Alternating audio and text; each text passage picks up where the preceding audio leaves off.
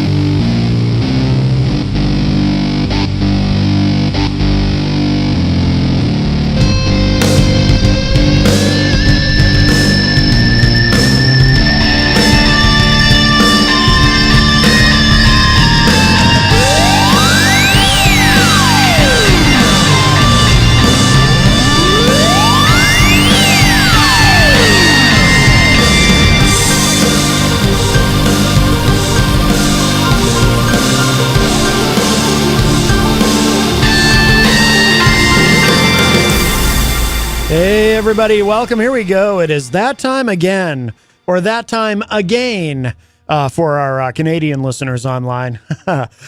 Here we go. It's Matt Connerton Unleashed. We are live from the studios of WMNH 95.3 FM in glorious downtown Manchester, New Hampshire. Also on Comcast 97 if you're in Manchester. Hello to all of our online listeners across the nation and around the globe. You can go to my website, mattconnerton.com, for all of your live streaming options, social media links, contact info, show archives, etc., etc. Today is Tuesday, May 23rd, 2023.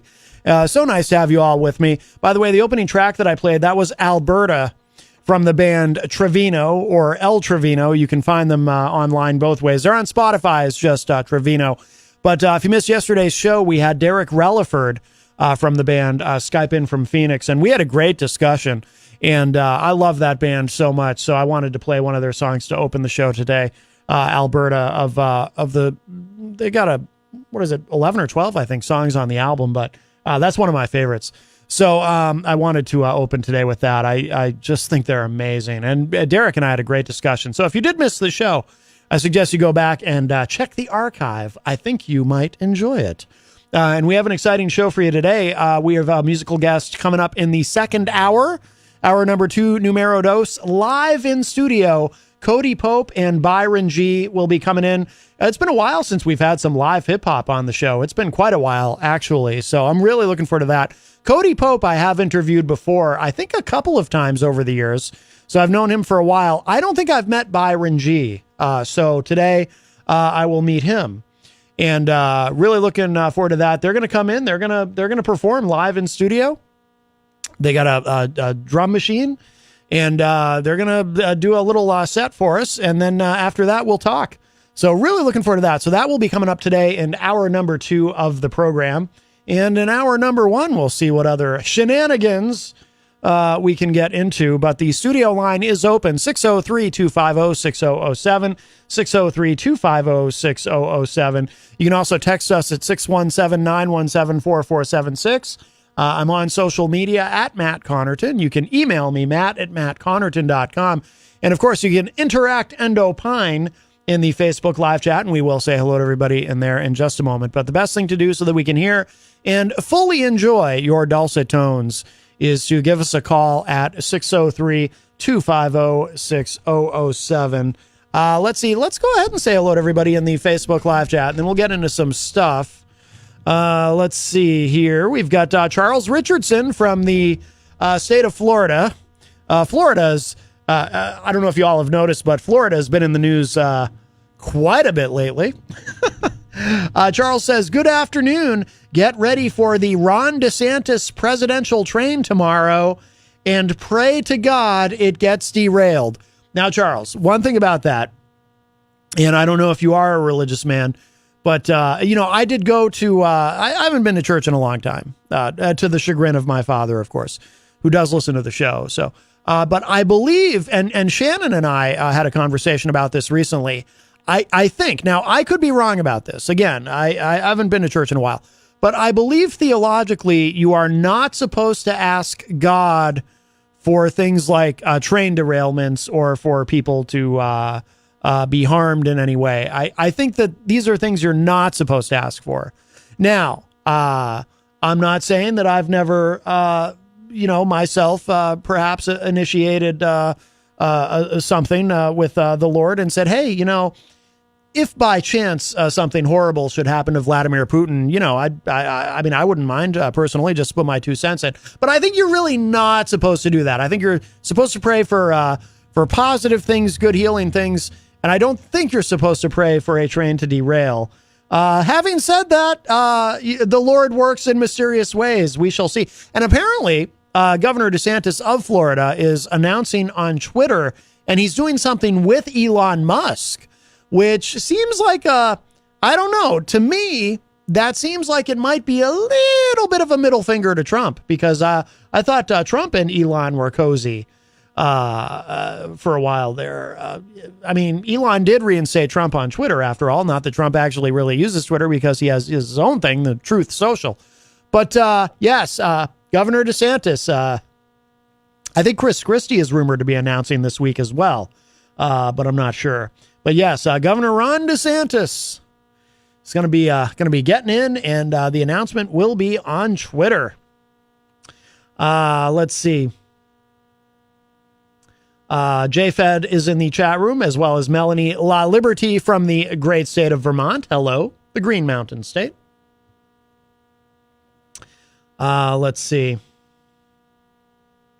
JFed says, I hope there is some bass pumping. I assume you mean during our musical guests in the second hour there, Cody Pope and Byron G. I would imagine there will be some pumping bass. We shall see. Melanie says, you haven't been to church because it burns when you enter the building? How dare you? Why would that be? I am a very good boy. I am. I'm actually, I always say I'm so clean, I'm actually boring. I'm not saying I am without sin. None of us are without sin. But, I don't do terrible things like put pineapple on pizza, for example, as we've discussed on the show. That's a sin, I believe. Never do that. You won't catch me doing that. Fredo joins us in the Facebook live chat, or I do so love to say his full name, as you know, Alfredo Enrique Benavides. He says, yo, and we will be seeing Fredo here in studio with us, I believe later in the month. Is it this month or next month? I forget when the exact date is, but looking forward to that, as always. And Fredo says, shout out to all my Connor tonights. Yes, thank you, sir. Thank you very much. Melanie also said in the chat room, and instead of praying, you could actually do something that would help, like voting. I know it's a radical idea. Yes, well, yes, that is a good idea, actually. Not terribly radical. I encourage people to vote.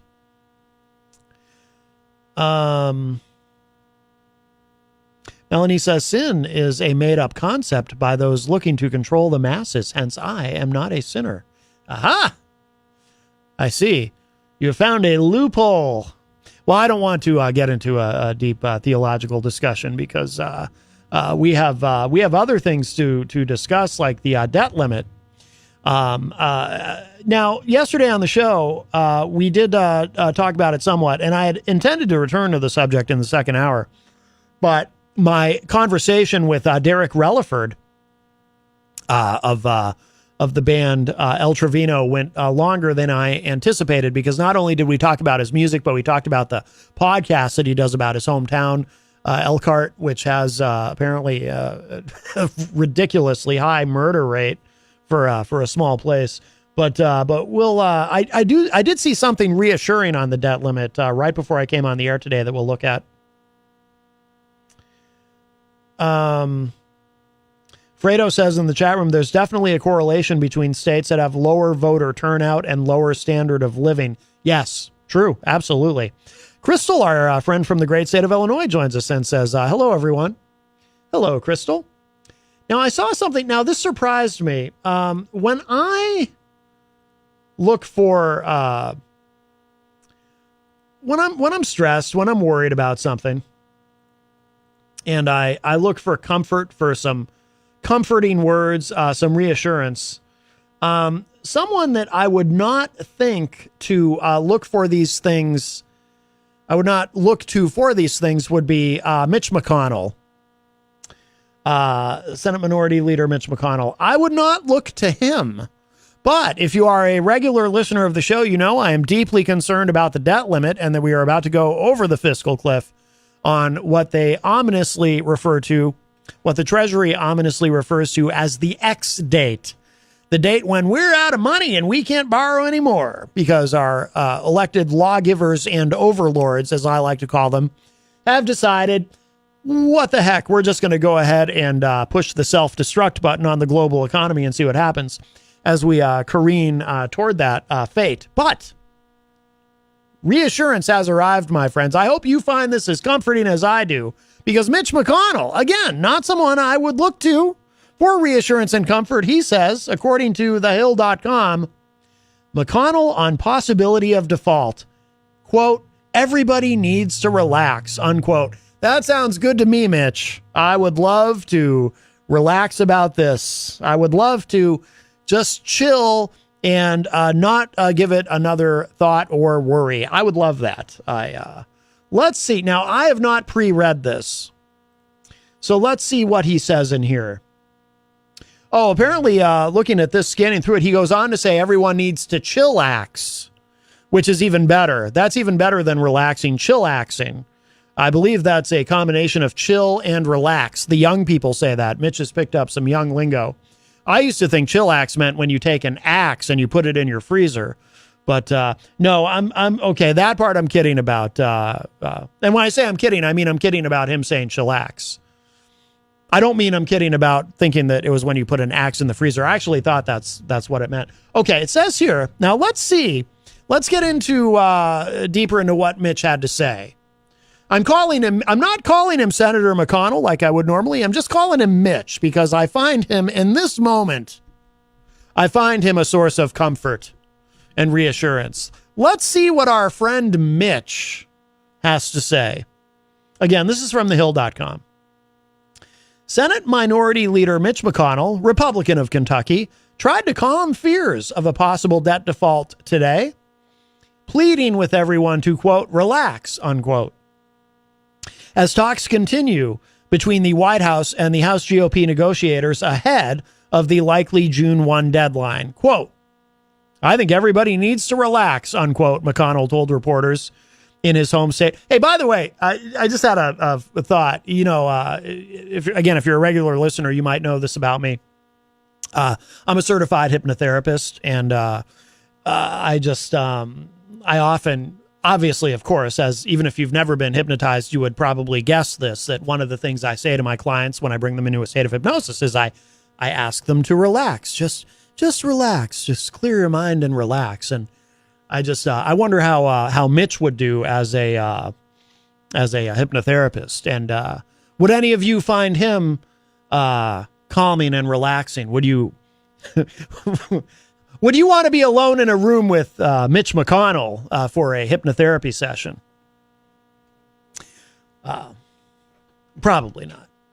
Anyway, okay, so he says, I think everybody needs to relax. McConnell told reporters in his home state, again reiterating that the nation will not default on its payments, a declaration he's repeated throughout the negotiation process. Quote, the last 10 times we raised the debt ceiling, there were things attached to it. This is not that unusual. It is almost entirely required when you have divided government.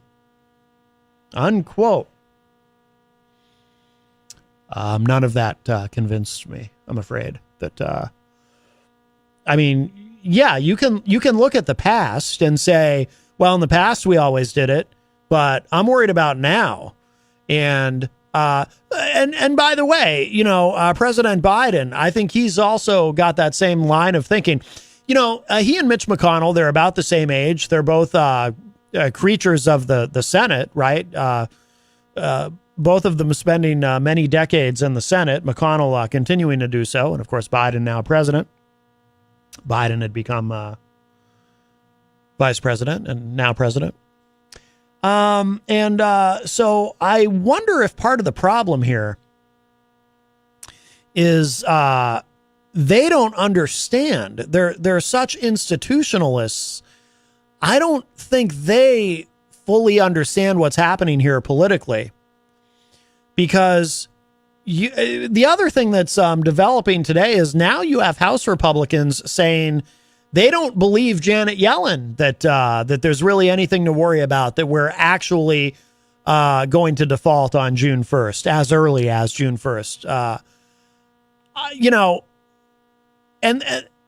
But there's also no excuse for not knowing that this is a real possibility, because look at how close we came in 2011, and both Biden and McConnell were there. Biden was part of the negotiations. He was Obama's vice president at that time. And look how close we came. So close that our bond rating was downgraded, and it did real damage to the economy. And I read some numbers just recently about, in terms of jobs that were lost, just because we came so close, and it shakes the global economy, or it shakes the faith of other countries in terms of the global economy. It shakes their faith in the United States. I mean, this whole thing is based on our currency, right? Everything's measured against the dollar, and I wonder if there's something there where these guys, and again, McConnell's comments makes me wonder if it's the same thing that I think is wrong with Biden. And Biden is, I've been very critical of both the Democrats and Republicans on this. I think, you've got the Republican House Freedom Caucus. They used to be the Tea Partiers back in 2011. Now they're the House Freedom Caucus, and some of them would actually be perfectly happy to default. Some of them are actually pro-default. We have the Republican frontrunner for president, who apparently is pro-default from what he was saying at the town hall. He says, might as well. Why not? You might have a bad day or a bad week, but then it's fine. Just crazy stuff, right? I don't know if Biden or McConnell, and it's McConnell's own party, I don't know if either of them quite realizes what they're dealing with here. I think it's possible that Biden actually, did he really believe when he said months ago that, no, we're not negotiating on this at all? And this House needs to pass a clean raise of the debt ceiling, and that's it, and not attach anything else to it. We can argue about the budget separately, but they need to pass a clean debt limit bill to raise the ceiling. Did he really believe that? And that's because this is where, and again, I've been critical of both. I mean, first of all, I'm critical of the Republicans because I'm sick of them playing this game with the global economy. And we got into that yesterday a bit. And I wanted to circle back and talk about Biden's role in this, and then we ran out of time. But I'll just mention it here. If Biden really believed, as I have to assume that he did, that he could just demand that the Republicans were going to just give him what he wanted and lift the debt ceiling clean, which, again, as I always say on the show, in principle is the correct position. In principle. I don't believe that anything should be attached to the debt limit. Even Trump had this right when he was president. That was Trump's position when he was president. We don't use the debt limit as a negotiation wedge. I think were his exact words. It's reckless, it's stupid, and we're not going to do that ever. And he had the right position. Now he's done a complete 180. Now he's like, yeah, go ahead, default, fine. We'll have a bad day or a bad week, whatever. It'll be great. That's what he said during the CNN town hall. Anyone who doesn't believe me, you can go look it up. Just crazy talk. But, Biden,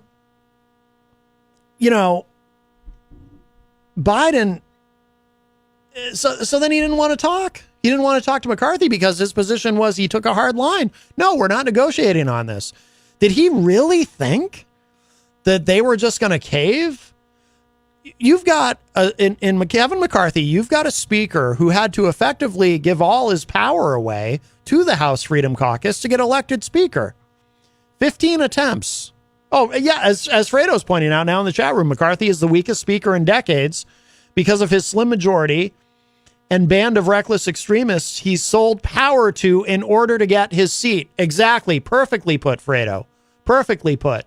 Does Biden not understand that? Because the other element to this is, you have to remember, okay, we might wake up one day to the news, hey, they got a deal. Great. Biden and McCarthy settled on something. But then they have to sell it to their own party members, and it's going to be harder. I mean, it's going to be hard for Biden because progressives in the Democratic Party they don't want Biden to give up anything, and they want him to just go with, well, actually some moderates too just want him to go with the 14th Amendment and take that risk because they don't think it's a risk. I do. They don't. But McCarthy's got to go back and sell this to the Republicans in the House. And I don't think, for the reasons that Fredo just pointed out, I don't know that it's going to be easy. And we're rapidly running out of time here. We are rapidly running out of time. So, but this to me, and again, I find myself saying this a lot. I don't mean to be ageist. I really don't. But this to me is actually, I would say, the best example yet of why Biden needs to step aside and let somebody else, in terms of, I don't mean he should resign the presidency. I just mean in terms of running again. And I know he's already announced he's already launched his reelection bid, but the Dems have to put up somebody younger who can see what's coming down the pike. See, because everything that's happening right now, I saw this coming. I knew this was coming. Somehow the president of the United States didn't know it was coming. To put it in very stark terms. Because Fredo says Biden financed his first campaign in beaver pelts. Yeah, he's 80 years old. But he's also an institutionalist, and he's used to the way things used to work. And the way things used to work is you raise the debt limit and you don't flirt with default. And he probably thought that what happened in 2011 when we came that close, that was a once in a lifetime thing. We'd never let that happen again. Everybody learned their lesson when the bond rating was lowered and so forth, right? No. There's no excuse for the way Biden played this. Now, this is, again, I've talked yesterday on the show about, where I blame the Republicans, and I've referred to it today. But where I blame Biden, and this is where, look, there's some things about Biden I do like, some things I give him credit for. But on this is indefensible. It's unforgivable. He put us all in peril by making the decision to say, no, I'm not negotiating on this, back months ago when he said, no, I'm not negotiating on anything. They need to do the right thing. And again, it would be the right thing. I agree with that. I agree in principle with his position, but in practice, you have to deal with the cards. You got to play the cards you're dealt, right? So knowing you've got a weak speaker in Kevin McCarthy, who is beholden to the House Freedom Caucus, knowing all of this, he says, no, I'm going to take the principled stand and I'm going to say, no, I will not negotiate on the debt limit. It should be a clean bill. Again, correct, but it's not going to work. So now when House Speaker Kevin McCarthy, he gets to say about the president, well, look, what is it, 100 days now?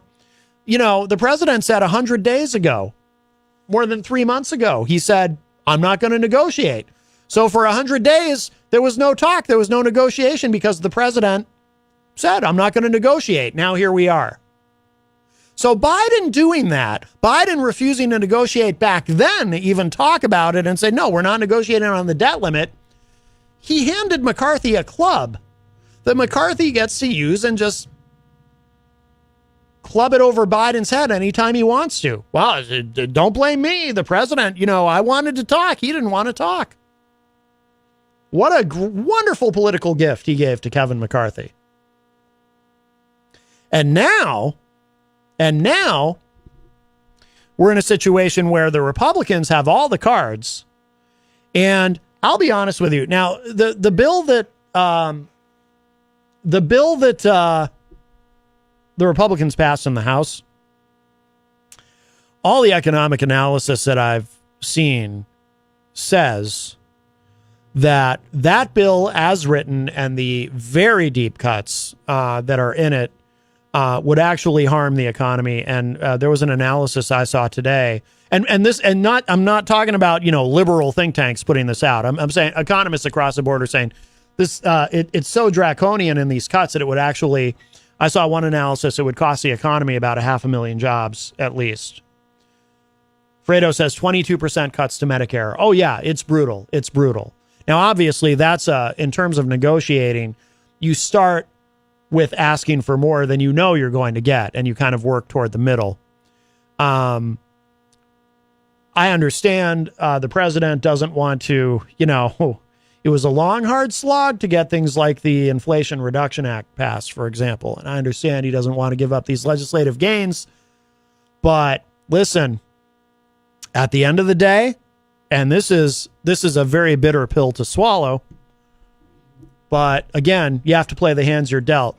If it comes down to a choice between we either do something that even conservative-minded economists say could actually harm the economy. I mean, Moody's Analytics, hardly a conservative outfit. They said the Republican bill that was passed would damage the economy. And again, that's a negotiation. You negotiate, which is in theory what's going on now, right? But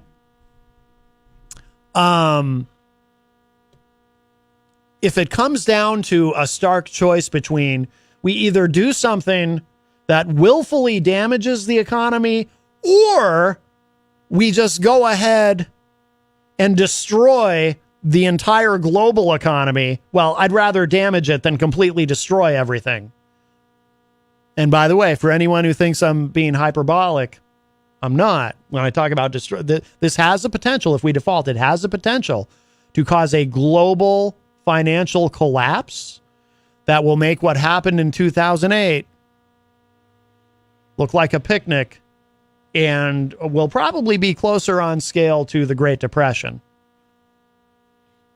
So, if in other words, this is my long-winded way of saying, if Biden has to swallow that very bitter pill and give in a lot more than he wants to, and the Democrats have to give in a lot more than they want to, thanks to the way that Biden has played this, which is shows a degree of incompetence that I find stunning, to be frank with you. Absolutely stunning. We're going to have to again, I'd rather give away more than anyone wants to and damage the economy than risk just blowing the whole thing up. Global economic Armageddon is my last choice. You know what I mean? Ron is on the line. Hi, Ron. Hi, Matt. Yeah, I've been sitting here watching you. I was wondering how long it was going to take you to pick up that pen. To pick up what? Pick up the pen. You were going quite a while without the pen in your hand. Oh, okay. Yeah, well, I got it now. You got it now. Hey, listen, I wouldn't want you to go off topic because this is a very important topic, and I'm all ears. I'm trying to pick up on whatever I can. But did you ever find out anything about the whistleblowers? I've read up a little bit about it, yeah. I don't want to get into it right now because I want to see what else Mitch McConnell and his soothing words had to offer. But sure. But we'll look at it this week, yeah.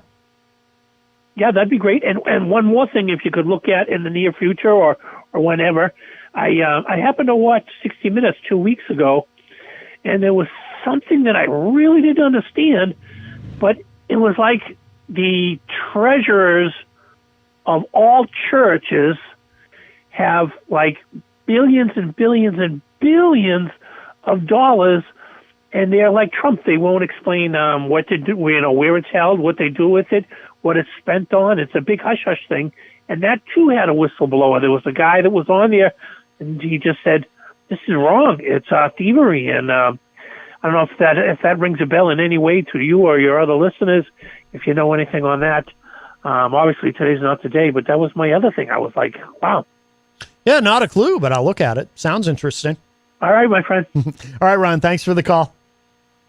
Bye-bye. All right, bye-bye. All right, that was our friend Ron. That does open up the line for you, 603-250-6007, 603-250-6007. Let's see. Getting back to this, thehill.com, it says here,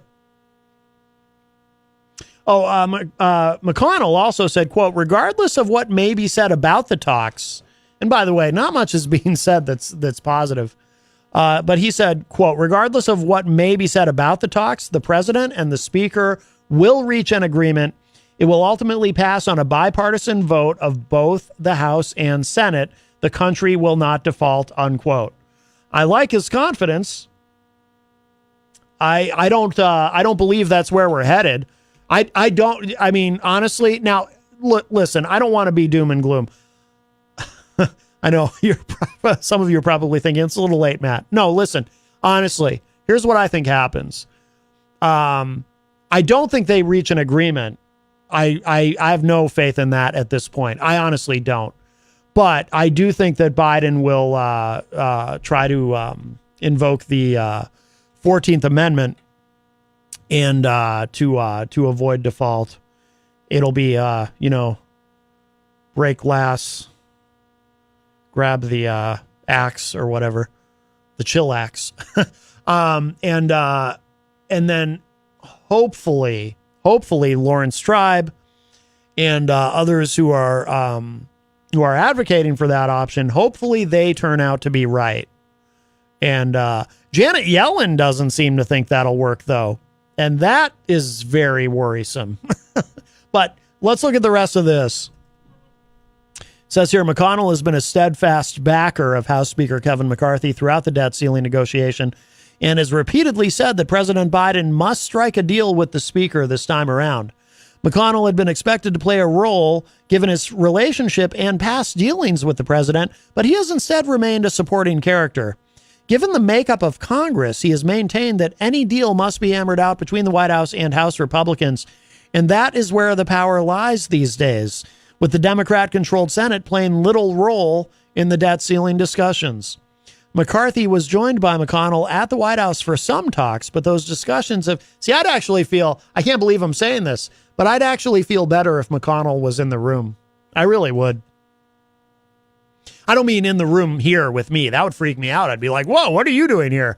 No, but I'd feel better if he was in the room for the talks every time.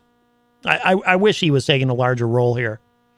Anyway, so those discussions have narrowed to teams spearheaded by White House counselor Steve Ricchetti, Office of Management and Budget Director Shalonda Young, and White House Director of Legislative Affairs Louisa Terrell on the Democratic side, and Representatives Garrett Graves, Republican of Louisiana, and Patrick Mahenry, Republican of North Carolina for the GOP. Fredo says, I'd feel better if he stayed in his shell, referring to Mitch McConnell. He does look like a turtle. Talks remain ongoing, although the GOP negotiators complained today that the White House is not showing enough urgency in discussions. See, that kind of thing makes me think. I hear that kind of stuff, and I think they're not going to come to a deal. It's going to be all about the 14th Amendment in the end. I really do think so. Due to the... Oh, and then there's this. I didn't even realize this until recently. Due to the 72-hour rule in the House and the time needed to cobble together legislative text, a deal likely must come together by late this week in order to pass it ahead of the ex-date of June 1 laid out by Treasury Department Secretary Janet Yellen. Yeah, I do not believe that's going to happen. I see no reason to think that's going to happen. So I do think we are, for the first time in our history, going to have to rely on the 14th Amendment. One other thing, it's already 20 of. One other thing regarding I wanted to look at this quickly. This is from Politico. Court sets legal showdown on the debt limit 14th Amendment argument. Justice Department lawyers decline to say whether Biden has the power to defy a debt cap. Let's look at this quickly. This just went up this afternoon. Quote, I'm sorry, no quote. How am I saying quote? I'll say a quote when there's something to quote. Okay, a judge in Boston has ordered a hearing next week on one of the key arguments that President Joe Biden has the legal authority to ignore the debt limit statute and continue to pay the federal government's bills. USDC Court Judge Richard Stearns said a May 31 hearing on a lawsuit.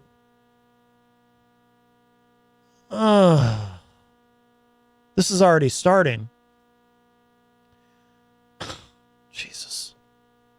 Sorry. Let me start that paragraph again. I'm just frustrated by all of this.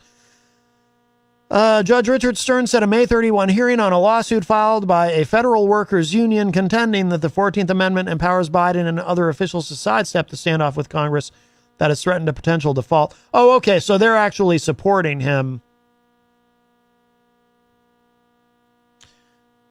But what is their standing to bring?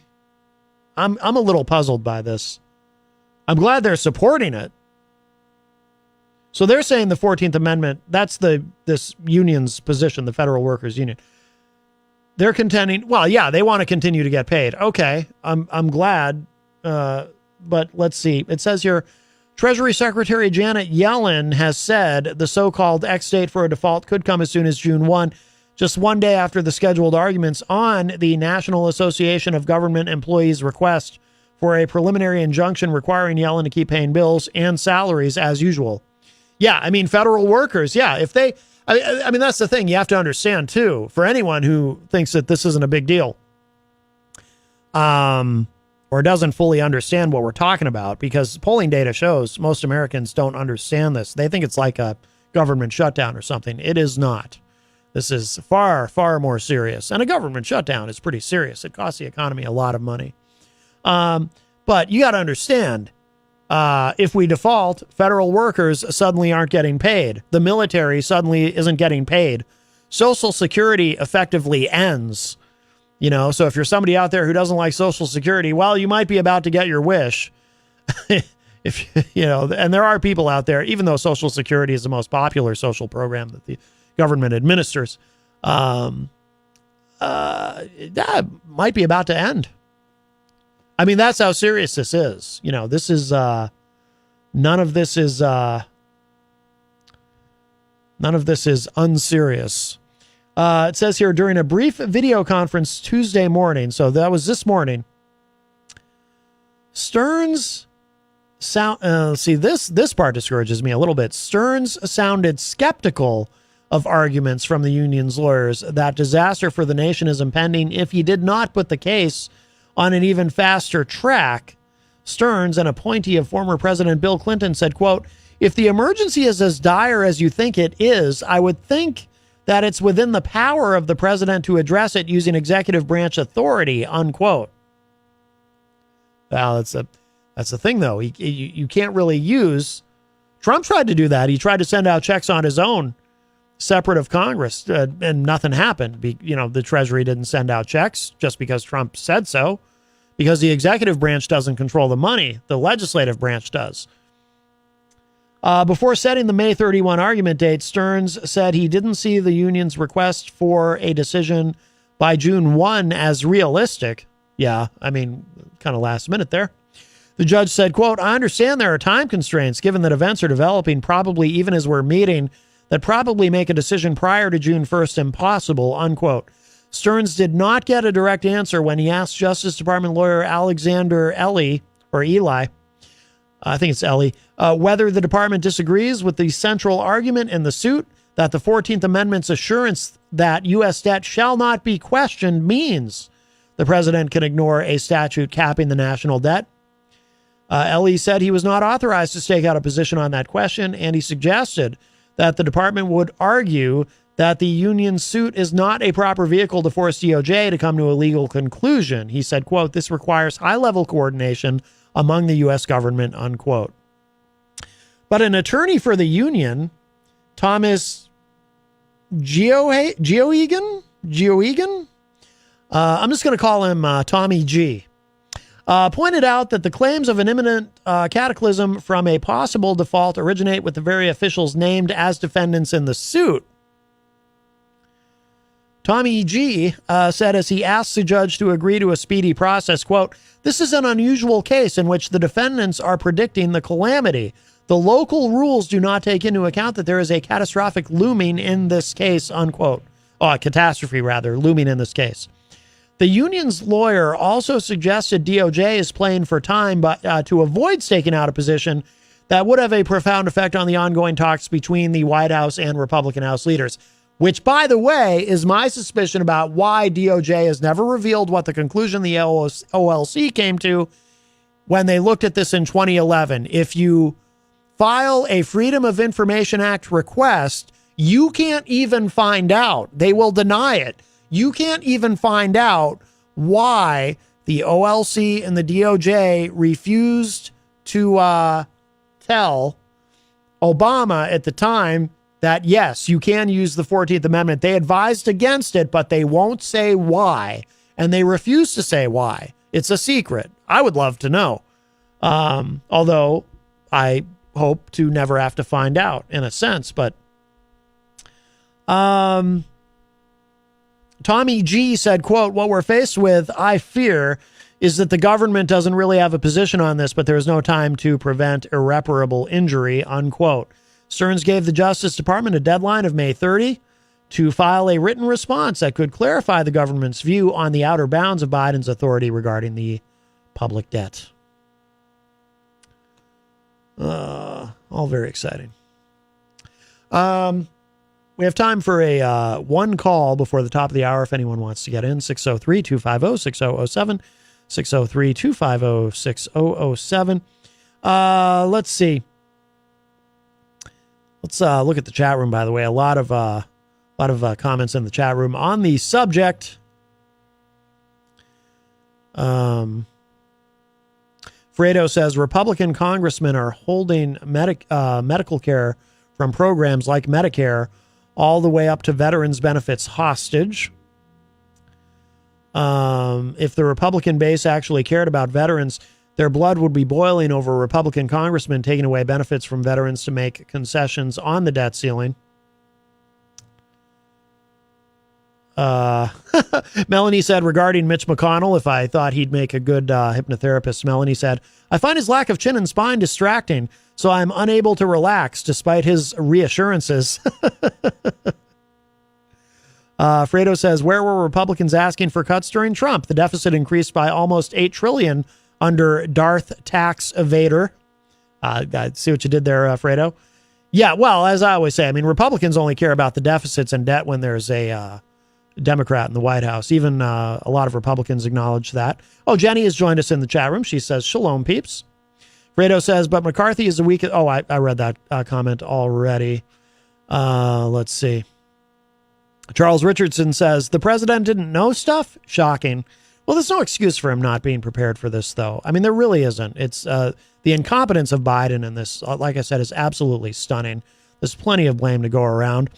Crystal in the chat room says, "I think Trump is okay now versus then on the debt ceiling is because if we now default on the debt ceiling, it falls under Biden at the end of the day, and he'll be blamed in history for whatever happened." Right. That's a great point, Crystal.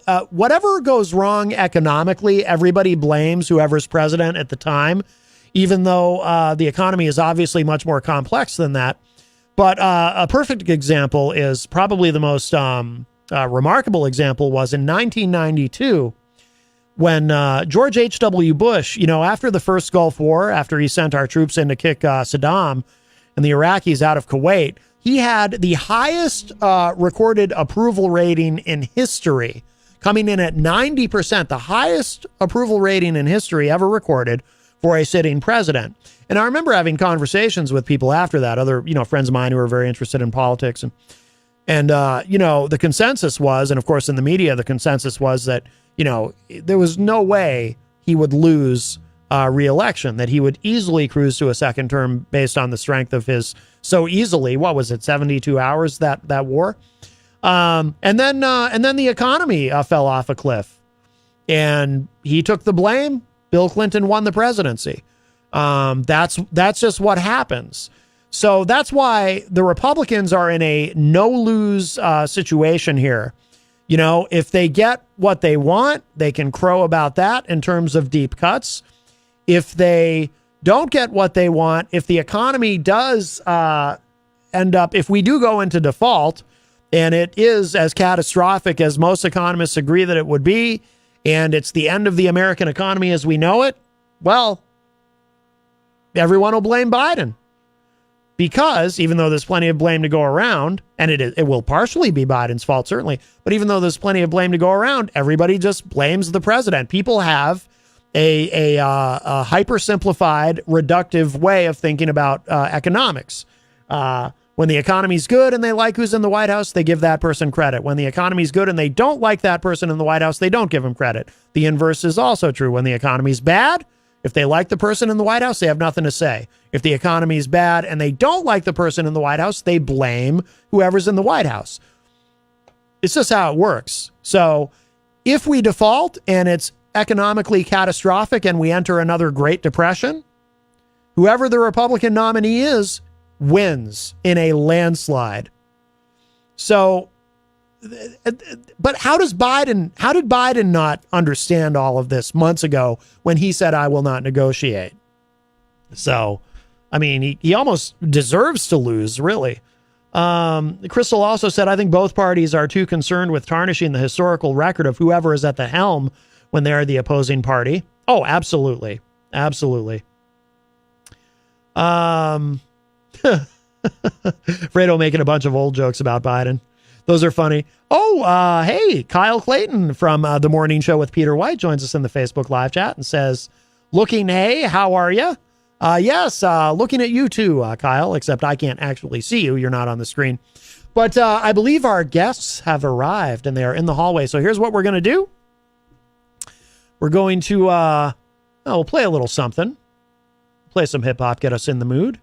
And then we'll show some love to our amazing sponsors. And then when we come back, Cody Pope and Byron G will be with us live in studio. They're going to perform for us, and then we'll talk afterward. And I'm really, really looking forward to that. So stick around. Plenty more to come. Here's a little Marlon Craft for you.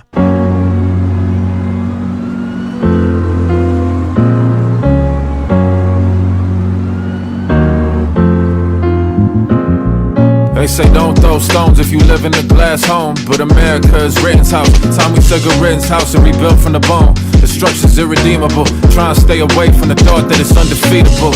Yeah, cause that's what evil do. Choke you to the point where shit's bad, it don't seem real to you.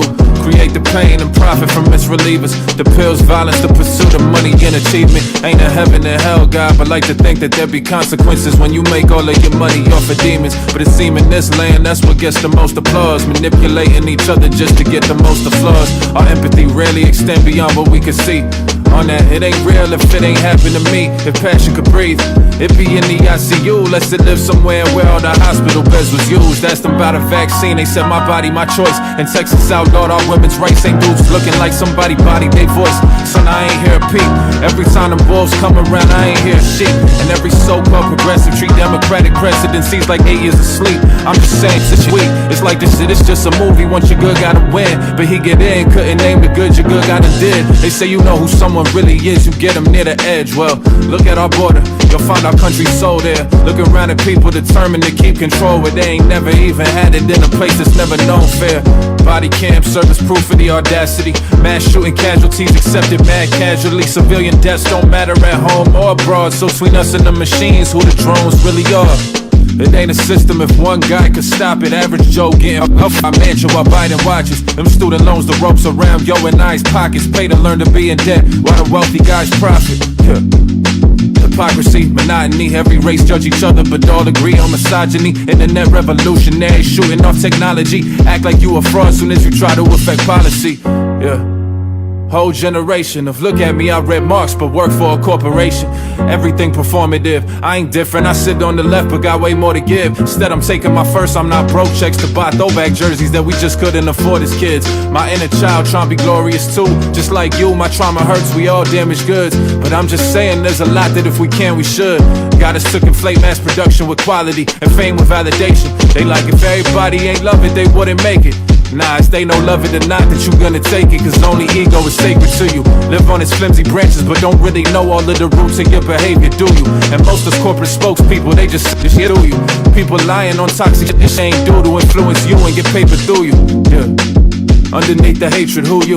It ain't so hard to pronounce a pronoun, dog. We ain't know then what we know now, dog. Don't even know you, focus on what you like your ass called. At the same time, acting like them changes gonna be profound when ain't a verb in sight.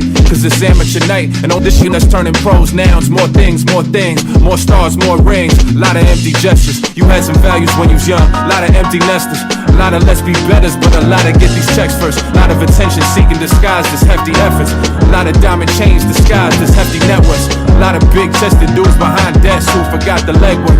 We all gon' be revealed eventually. Little time to fix it all, we in need of centuries. Rather smile in the fire than languish in levity. Except it's not the enemy, fighting is longevity. Win or lose for skeptics be, we just can't be letting we go. Try and be the version of me that's for us. Cause living in them shallow waters lead to a deep mistrust. Yeah, healing's not a feeling, it's a process.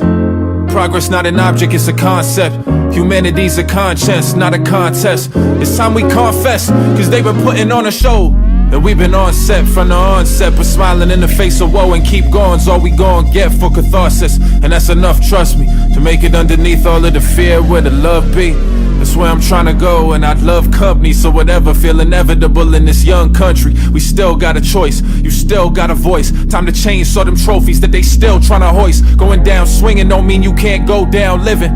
So I'ma live it to the end. Even if I got no saying when, I got the how, and you won't find that on the fence. You won't find that on the fence, nigga. No, ain't a big God guy, but if she exists and was trying to teach us about us, we're more perfect than this. As we prioritize band-aids for ourselves and next of kin, instead of trying to heal world wounds that are generations in. This COVID here to stay, cause all we think about is me, and can't envision eyes, one in the global community. Our demise will be that failure, thinking we can hoard science. Our inaction is action, thinking we can ignore violence. A team only as good as its 12 man's health, and we've been raping and pillaging our bench for centuries.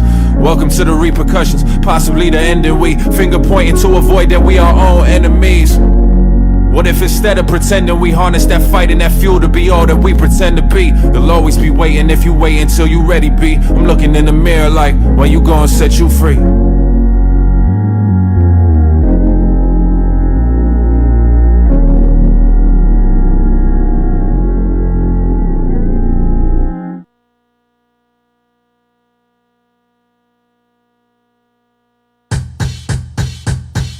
So hard to say where we are today. It's like everything we want is so far away. All our dreams are like distant stars at play, squeezing through our fingers like a ball of clay. Calls that say we need another dollar stack. We hate to holler at you, but you gotta call us back. You're pulling at your collar like a cardiac. You're full of pressure like a heart attack, then like a thunder crack. You can see through it all. Past the blunders, everything that made you fall. World torn asunder like urban sprawl. As you wander through the dust like aerosol. As you try to put the world together again. As you weigh your soul up against the feather again. But together, we'll survive the weather, and then we can talk about the rest of forever. And then whatever then, talk about how we treat each other, defeat each other, how we need each other.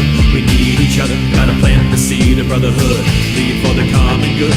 So when you're sitting pissed in a traffic jam, and you can see it all around you like a hologram, let the lady in a way of welcome, and you see nobody needs another Birmingham. Cause I tell you the truth, so medicinally, don't wanna sell you the root, you should listen to me. The cradle fell with the roof, eyes listen and we lost our youth and still been missing the key. Sign of the times, the sign of the times, pay no attention, just a regular rhyme. Put your hand out, I'ma help you climb, cause I don't wanna be another sign of the times. Sign of the times, the sign of the times, pay no attention, just a rhythm and rhyme. Put your hand out, I'ma help you climb, cause I don't wanna be another sign of the times.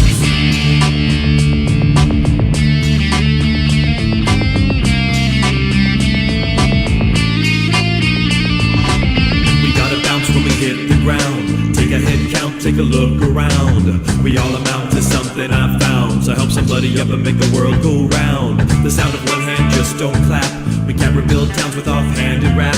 We can't pretend this is just a mishap. We can't defend our opinions with straps. We gotta act with solidarity. Stay focused on freedom and charity. We gotta share, it's the key to prosperity. Don't let fear turn into barbarity. Or would you care to be in someone else's shoes? Truth or dare, like hell or heaven to choose. Everywhere there's people who just roll with the blues. Say a prayer cause there's more than just your soul to lose. I know you're feeling alone, engaged as a chorus in this microphone. Enraged, gotta stop touching your cranium bone. Birdcage, stop obsessing cause you're not on your own. You never know when the need will appear. Trouble moves as I do, better keep what you hear. Double true when you're playing your scene, it's due near because your duty is to let the world interfere. But you gotta steer clear of any other negative that got you here. You gotta see, a lot of what we see is fear. But you gotta rise above it like the atmosphere.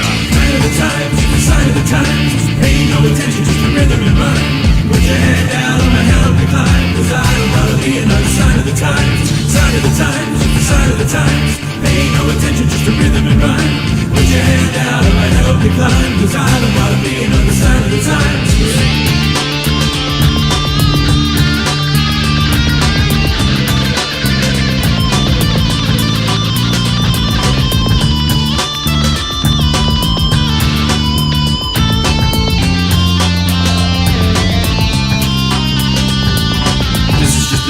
Before the dawn, so gather in the park with your partners on, and make another spark before the stars are gone, to keep away the sharks of Babylon, cause they traveled on the waves of tragedy.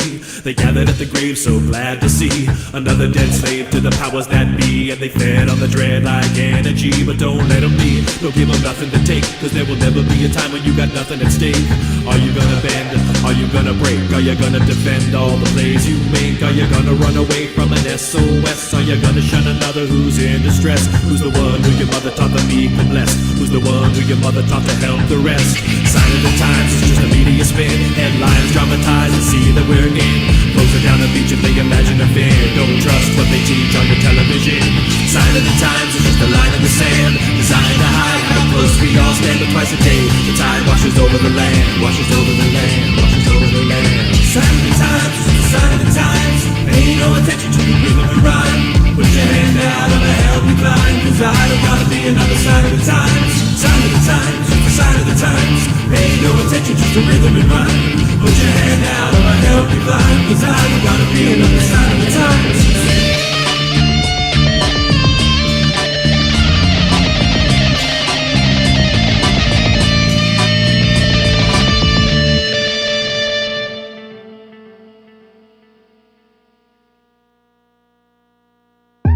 Come on down to the Hop Knot at 1000 Elm Street, Manchester's premier craft beer and gourmet pretzel bar. Tell us more, Trudy. We make our dough fresh every day. We make a variety of styles of pretzels and serve craft beer, cocktails, and a few bottles of wine. We do the traditional pretzel, and we have multiple flavors for that. We also do stuffed pretzels, pretzel sandwiches, free dessert pretzels, and pretzel knots. The Hop Knot in the Brady Sullivan Plaza at 1000 Elm Street.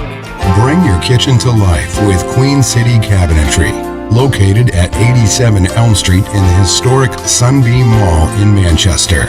Open Monday through Friday, 9 a.m. to 5:30 p.m. and Saturdays, 10 a.m. to 2 p.m.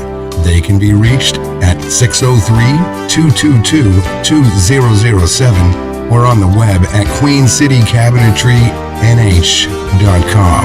Come see the possibilities. Queen City Cabinetry, another proud sponsor of WMNH.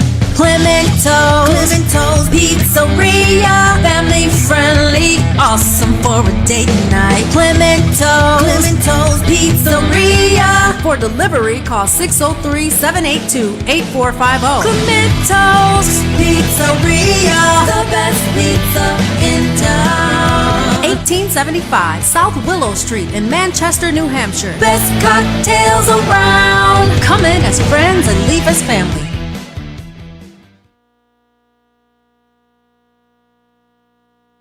This hour on WMNH is sponsored by CGI Business Solutions, located at 5 Dartmouth Drive in Auburn. They serve all your business needs, including employee benefits planning, corporate design and business administration, investments and wealth management, and customized business insurance solutions. Their phone number is 866-841-4600 or on the web at cgibusinesssolutions.com. WMNH, rip the knob off.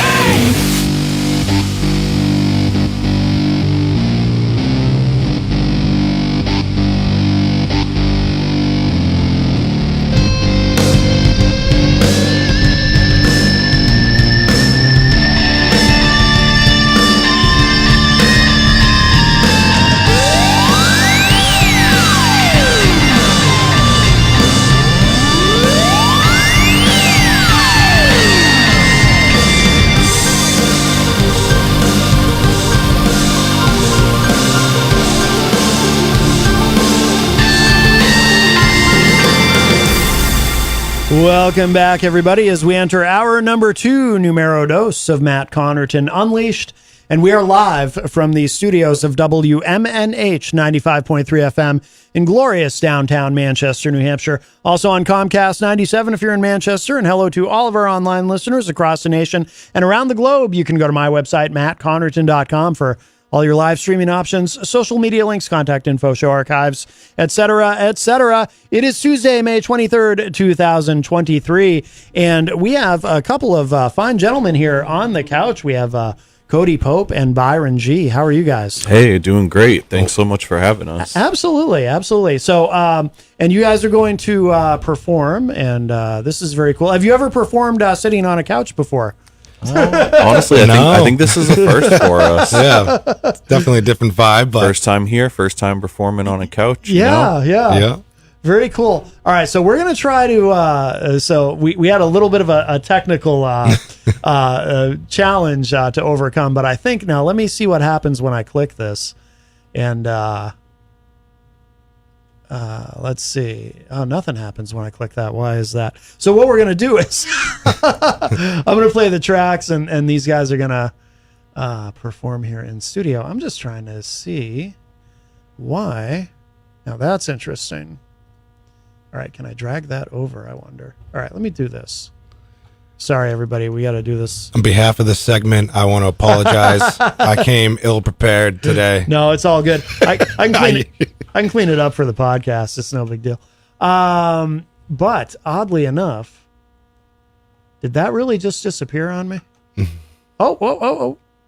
Okay. Would you believe it's magic? I think something positive might have just happened here. Let's see. I might have fixed the problem. This is like, this is encouraging. This is very encouraging. This is, and don't feel bad, guys, because, sometimes like we'll have a full band come in and we have to sort of live sound check on the air. You know what I mean? Yes. Now, strangely enough, so when I click Master Show Mixes, why do I only get one? That's weird. All right, well, let's go ahead and do that. And if you'd like, you could try just the show mix folder as well. If there's... Oh. Let's see here. Maybe I clicked the wrong... okay. So when I go into show mixes, then the only thing that comes up is Master Show Mixes. Am I in the right place? There should be some WAV files in there. Okay, so when I click Master Show Mixes, the only one that comes up is track 1. That's what I'm puzzled by. Why it's only showing me track 1. Huh. I don't know why that would be. Now, let me see something here. What happens? Oh, wait. What happens when I do that? No, it's weird. It only shows me track 1. If it's giving you too much trouble, then if track 1 works, we could do track 1. Yeah. I just wonder why it would only show me that. And I have this thing like, oh, wait a minute now. Now it's giving me a zip file. Oh, no. Of Master Show Mixes. That might be a good thing. Let's see. if I can open the zip file, maybe, just maybe. No, it gives me track 1. Why would that be? That is so strange. Technology's Yeah. wild. Well, you guys want to perform track 1, and then we'll talk. Absolutely. Yeah.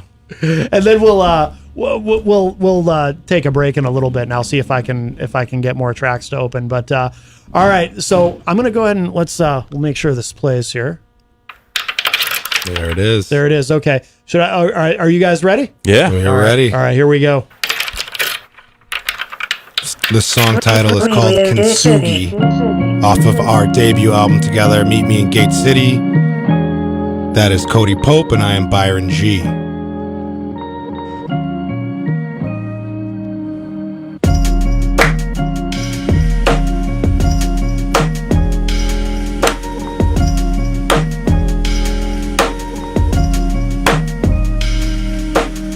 I turned 30 and felt I had a crack or two. People love to just sit back and laugh at you. Miraculously think that life is just gonna turn around. Same people always telling you to turn your frown. Turn it down, music loud, what neighbors? I do this for real ones and all my true players. Not no simp, thinking you flipping up quick. More like flipping bricks or cooking it like Bisquick. Shh, I had needles in my arm, money in the safe. Felt the treason from my dogs looking funny in their face. Almost sat down for a couple for defending the turf. This planet truly hates me, I'm no friend of the earth.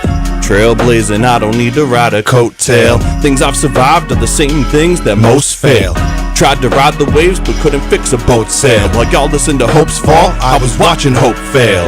Broken pottery, mended with the gold dust. Never ashamed to make repairs to the old us. Cracks in our armor only show we have history. If you don't get it, it don't mean it's a diss to me. Broken pottery, mended with the gold dust. Never ashamed to make repairs to the old us. Cracks in our armor only show we have history. If you don't get it, It don't mean it's a diss to me. you might catch me prowling down Vine Street, or at the crib, howling at my dime piece. Might see me at the record store chilling with my niece. Every song is a capture like it's my diary. Diarrhea of the mouth, things I spit specific. They know I'm gifted like I float across the Pacific. You miss every shot that you don't take. Shoot so much you might meet me at my own wake. Wait. CB and BG like a soda in a 3-piece. Like Jordan with the 3P. CD stuck on repeat. We like the hot boys, Turk, Juvie, and BG. Man, we fresh as Manny when he making beats for Wheezy. Best believe me, being greedy get you left behind. Everybody meet their maker, friends with death and time. My breath is rhymes, mind crime, body shrine. Piss excellence with ease. Might as well bottle up the wine. Broken pottery, mended with the gold dust. Never ashamed to make repairs to the old us. Cracks in our armor only show we have history. If you don't get it, it don't mean it's a diss to me. Broken pottery, mended with the gold dust. Never ashamed to make repairs to the old us. Cracks in our armor only show we have history. If you don't get it, it don't mean it's a diss to me. Preach. Oh, you guys sound great. Hey, thank you, man. Thanks, man. Absolutely. If you're just joining us, Cody Pope and Byron G are here with us live in studio. That was not a studio track. That is them performing live here. They're on the couch with us. And gentlemen, I have some good news if you want to keep going. Well, if you're going to twist my arm. Because I'd love to hear more. Yeah, I figured out how to get that folder open. Beautiful. So you want just the next track? Sure. So this track 2 is called Scary Stories.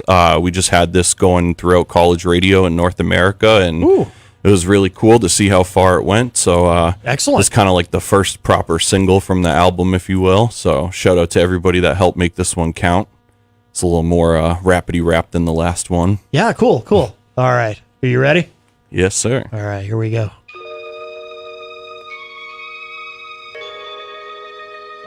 Shout out to DJ Myth on the scratches. Manchester's finest. Yes, sir.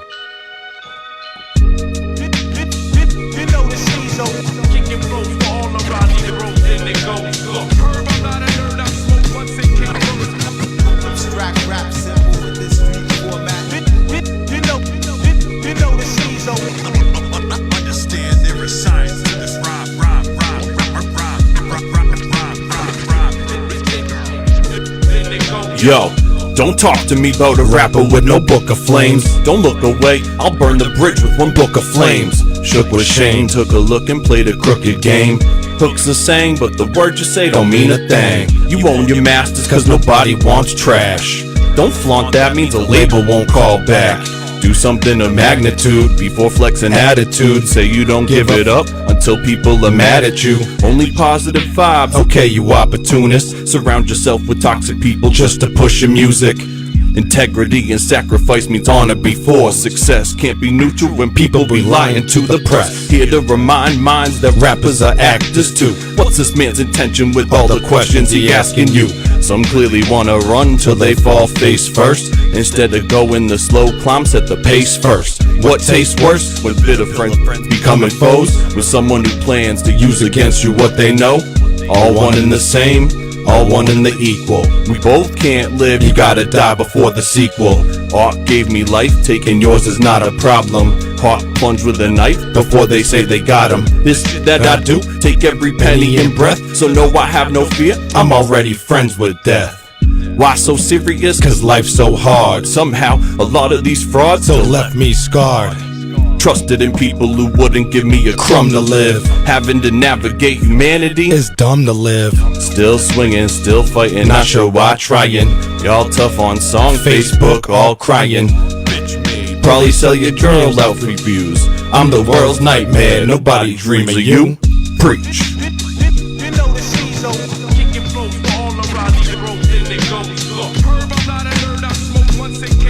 You guys will have to excuse me skipping out a couple phrases here and there, trying to keep it clean, keep it radio clean. So just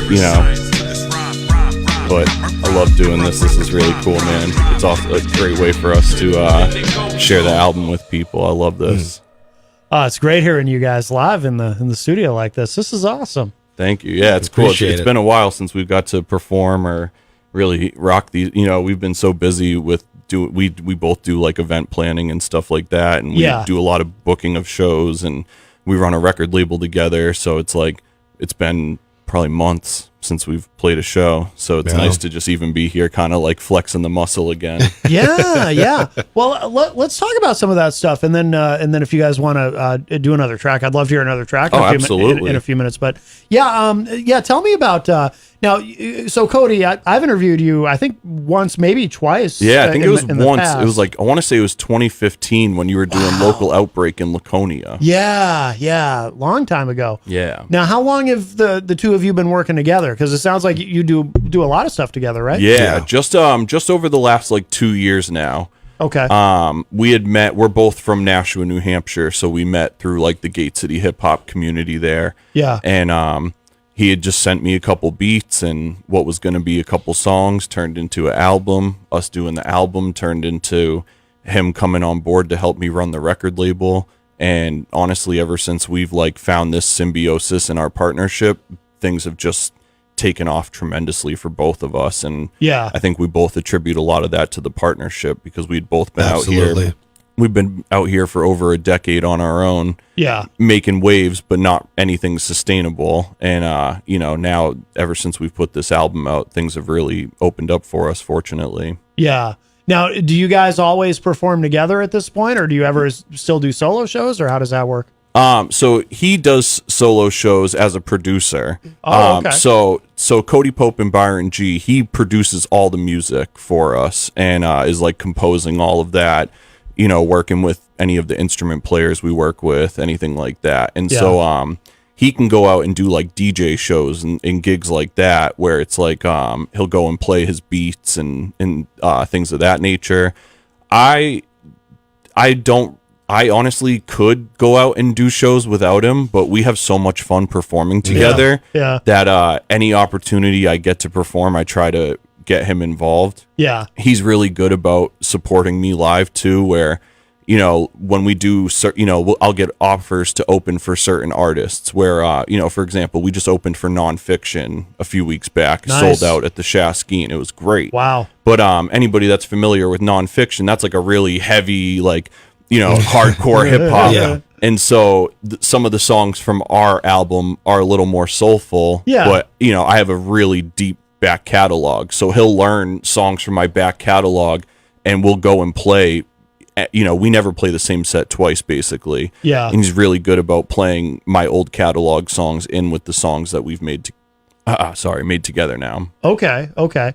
And Byron, did you what did you start doing first? Producing or rapping, or what came first for you? I started producing first to rap. So Okay. I was writing and stuff. This was, back early 2000s. Yeah. And I wasn't real, on like the YouTube find beats and stuff. So I really got Fruity Loops and learned how to produce beats basically for myself to rap over. And yeah. Over the years, I just liked producing more and engineering, mixing, mastering, that type of stuff. Yeah. And I kind of just didn't really write as much anymore. I kind of gave that the back seat and to focus on the other things where it was like I really was needed. Yeah. Because, a lot of people out in this area, it's easy to pick up a pen and a pad. It doesn't cost a lot of money. Yeah. And just get your thoughts out. And a lot of people didn't really have the bed to, lay their lyrics down to. So I kind of took that helm and started to progress in the producing and engineering rather than the writing and stuff. Okay. But you still do some writing, I assume, right? Not much. I'm Really? getting back into it. I'm trying to now. pressure him too. Yeah. I tell him all the time. I go, Byron, we got to put out a rap album for you on Hellhound. I'm working on some Right. stuff. Not a lot of people know, but I'm slowly getting back into it to, bring something different to the table for the next projects we have coming up. Yeah. And you guys, tell me about the label. You started that together, the two of you? So I started that back in 2018. Okay. I had started a different record label back in 2010, and I did that on my own for like 8 years. Yeah. Decided it was time. It had run its course, closed the doors. I had also taken some time off. This was a little before the pandemic, but the pandemic also kind of put that into motion too. Yeah. I had like a 3-year hiatus. And I started doing a lot of different writing. I was writing poetry. I'd written a couple screenplays for radio screenplays. Really? Yeah, I got really into old radio dramas from the 40s and 50s and stuff like that. And so I kind of wrote this detective sci-fi story that takes place in Nashua in the 50s, and I had a bunch of voice actors come, and I put 2 years into that. And then I was and that just kind of opened me up to, I love hip hop. I love everything that I do, but I want to create a label or some sort of distribution house that I can put all of my art out through. Mhm. Yeah. And then, so I'd spent a couple of years kind of just getting the branding right, figuring out what I was going to do next as an artist. And when he came along, it was just I can't explain how perfect the timing was, where both of us wanted the same thing, but both of us brought the thing that the other person didn't do, where it was I always, ever since I was a kid, pretty much, I wanted to have a record label and be a musician and do all this stuff. Yeah. But I'm not an audio engineer. I don't know things about bit rates and file sizes, and distributors will ask us questions, and I'm like, oh, well, I'm going to pass that off to my man over here. Yeah. And, so even in my personal goals, him coming on board has allowed me to pursue my professional goals at a rate of speed that I wouldn't have been able to without having a partner like that was equitably invested emotionally and everything else. Oh, yeah. Yeah. Oh, very cool. It's like fate, really. Yeah. Yeah. It was perfect timing for sure, because you had just released The Howling Man, and I think you were just all right, what's next? And you were throwing shows and stuff. And I had recently just really released my first 2 instrumentals on digital. Yeah. Other than that, it was just a hard drive full of stuff. You know what I mean? Right. So joining up with him, I put out a whole basically beat tape last year. Oh, wow. Full album. We put it on physical on CD and sold it out, and we've released 7, I think it's 7 records on the label since he came on board. Wow, no kidding. We did 3 instrumental albums so far. We did our Meet Me in Gate City album. We did worked with a vocalist who's based out of Salem now, who is like into a little more modern style of music, and we did a project for him that Byron had curated. We have like a sampler out as well. Yeah. So we got super busy right from the jump, and we had a whole roster of artists that really were just ready to work. And wow. We got really fortunate to we're at record number 10 in our catalog. I had put out the first couple Cody Pope records on my own. So as of right now, we're going into record 11 this summer. Wow. And so just for that like couple years of time, you know, some of the CDs have sold out and we're on second runs. Some of them we're still kind of figuring out who the audience is and how we're going to market. Yeah. But this experience has been like everything that I've like wanted to do in life. And so I feel so fortunate to be kind of like fulfilling all of these ideas that I had for so many years. That's awesome. Now, how does that work with CDs now? Because some people think that I don't know if this is true. I read somewhere that in 2022, that it was the first year that vinyl. Byron, you look like you already know where I'm going with this. We both. That it was supposedly the first year that vinyl actually outsold CDs. Yeah, I don't know if that's true. But no, I've definitely read that too. I don't know if it was 22 or 23, but one of those years it definitely has happened, and it's not to my surprise at all. You know, like. And I love vinyl too. That's the thing. Yeah. People get it twisted because we put so much of our catalog on CD. Yeah. It's just like from a consumer standpoint, a lot of the people don't understand that vinyl has insane turnaround times. Oh my gosh. And it's a huge labor of investment, you know? Yeah. And so if we wanted to put 10 records out on vinyl, that would have never happened. You know, that would have cost us tens of thousands of dollars that we didn't have access to. Months and months and months lead time. Yeah. You know, instead we were able to, using CDs allowed us to get artists off the ground really quickly who didn't have a platform, but could utilize our, we had venues that we booked shows at in our own booking company. We had the record label, which our office also doubles as the studio with the ISO booth and the control room and a podcast lounge and a photo area. And so artists that came to work with us had basically all of the resources at their disposal.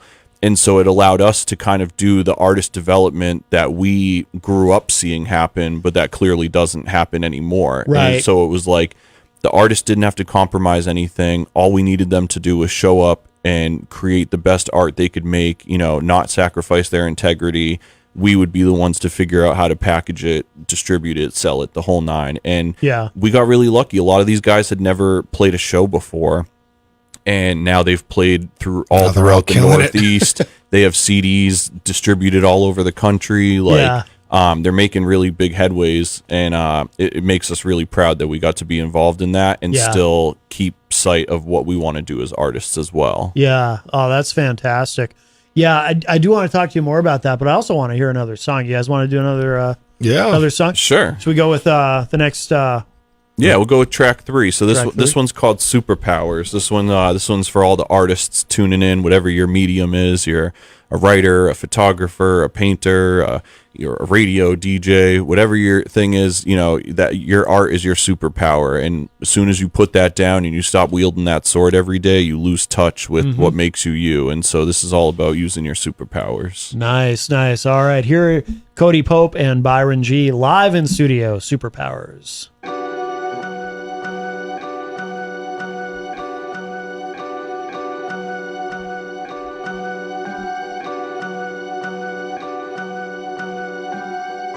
Use your superpowers. Otherwise, you might wake up and find you lose your power. Use your superpowers.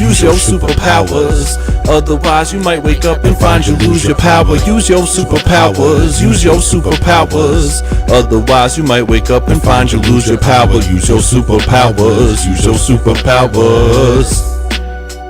Yo. Nev Campbell, scramble, not knowing I'm Ghostface. Never an example of man showing the most taste. Slam like Titanic in the midst of a boat race. Jam just like a sandwich, I'm best with bread in most case. Lee Marvin and me, always starving for a feast. Stomach grumbling, you'll have to pardon the beast. Enemies crumbling, stumbling on their speech. That's why I sharpen my knives and I land on my feet. Eartha Kitt, Flow like Catwoman's balance. Some days stoic, some days of magnum heart and malice. Signals of misery, giving me vibes like Travis. Crazy but not insane, constantly wreaking havoc. Elliot Gould cool via the long goodbye. They telling me that I'm fooled for having eyes on the prize. Cries from the audience, but critics spewing lies. This life I live cinematic, buy a ticket viewing eyes. The movies understand me better than most of my friends. Songs I hear in my headphones keep me from feeling dead. Books are my favorite authors, the sponsors I never had. When art's your superpower, the monsters are never bad. The movies understand me better than most of my friends. Songs I hear in my headphones keep me from feeling dead. Books are my favorite authors, the sponsors I never had. When art's your superpower, the monsters are never bad. Nick and I, watching Nick at Night, I may be breathless. I make art from the heart that some deem reckless. In the morning, play a Love Supreme for breakfast. Before I hit the road, I leave a pearl necklace. Do I come here often? Hallucinations of grandeur. Travel far and wide, but always come back to New Hampshire. Tropic of Virgo Pope, reading Tropic of Cancer. Suspiria to any student transfer dancer. I'm Leonard Cohen, blowing smoke with parasites in heaven. A beautiful loser who music writes like confession. Staring out my rear window, a real humanitarian. Now watch him die and watch him ride like a chariot. I won't let you bury it, you won't find the bodies. Art is giving me a life that won't make time for hobbies. Days keep moving faster, doing laps like Ricky Bobby. I'm exhibited in galleries, you locked out of the lobby. I love it. I love it. Cody Pope and Byron G are here with us in studio, live on Matt Connerton Unleashed here from WMNH 95.3 FM. And I love the positivity. I really awesome. do. Thank you. Yeah. You know, that was really important for me. You know, people that know my back catalog, a lot of what got me, I you know, have a very like dark past, much like a lot of people. Mm-hmm. And so like my first few albums really dealt with me learning how to cope and recover and deal with some of the things that I had been through. And so it was incredibly cathartic music. But looking back on it, some of it is really hard to listen to. And and I can understand why, not only for me, I mean, obviously I know why it's hard for me, but I can understand why for the average listener, it's, you know, if you're in a tough spot, listening to somebody that's trying to climb out of a tough spot, you're either going to see motivation or you're going to see struggle. And so when we got together to work on music, I had always told him, I was like, one of the things that's really important for me going forward is I don't want to lose sight of how I write and how raw and vulnerable I try to keep my storytelling. Yeah. But I just want to show that there's like a flip side to the coin and that I've been able to turn some of these things around. Mm-hmm. And so Meet Me in Gate City, I really feel like is like the first album where I've tried to exercise that mentality of like, look, I can address that things are horrible and everything is tough, but I need to show people that I have the strength to overcome adversity, and that hopefully they will too. Right. Yeah. No, I like that. Absolutely. If you got any questions or anything at all for these guys, the studio line is open, 603-250-6007, 603-250-6007. Again, we have Cody Pope and Byron G here with us in studio. Rhonda in the chat room, our friend from California, she says, damn, y'all got folks driving, looking at me funny because I'm popping and locking in the car. Let's go. Love these guys. Awesome. Shout out Thank to you, Rhonda. Much love. Yep. Jenny is enjoying it very much. She says, they are awesome. I love this. Awesome. Thank you.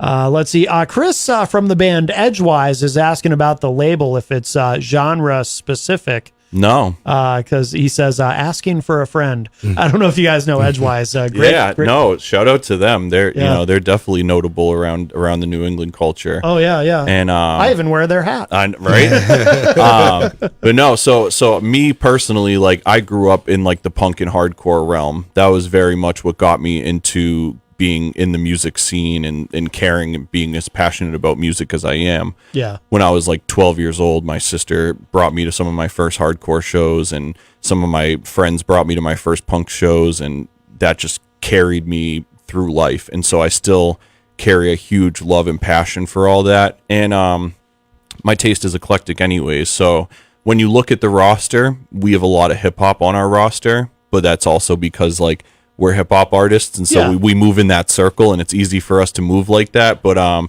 we actually just did a record label pop-up shop at Bridge 9 Records in Boston, which is like a more like hardcore, like a kind of like a legendary hardcore label. Yeah, yeah. And we set up shop, and we're just talking with a bunch of other record labels and sharing game and trading records and stuff. And it's really important for us to show people the parallels that hip hop, punk rock, hardcore, metal, even like gonzo journalism, all of these different things that we like love, motorcycle culture, all of these things parallel in so many different ways. Yeah. And it's important for our music to kind of represent a lot of that like working class ethic as opposed to just like what people expect from hip hop traditionally. Right. Yeah, absolutely. Very cool. Melanie La Liberty from the great state of Vermont, also really enjoying you guys. Yeah, shout much out to love. you guys. We Shout love out to Vermont. Vermont's always been good to the Hellhound crew. Our first show this year, actually, we did. I want to say it was January. I forget what the date was, but it was snowing. It was in January. We played up at Sugarloaf Mountain. We played. They have like a little bar up there where they do some crazy hip hop shows, and so we brought everybody that was on the record label roster up there and played, and it was like one of the funnest shows we've ever done. So we got a ton of love for Vermont. Shout out to Mr. Burns. Shout out to all the Vermont crew up there. Very nice. Yeah, Chris from Edgewise, she says, love cross promotion, will connect. Awesome. Yeah, please. Looking forward to Please it. get in touch with us. Hellhoundpublishing.com, at Hellhound Publishing. You can get a hold of us anywhere. Check out all our music.